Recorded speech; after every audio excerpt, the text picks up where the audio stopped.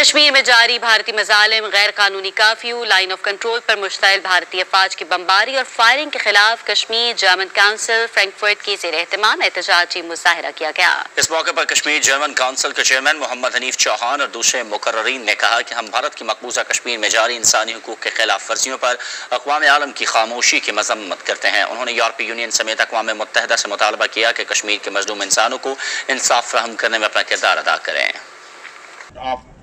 Change the demographic of the region and it portray lead to the threat of ethnic cleansing. 1.5 million non-Kashmiris have been decide the future of the states.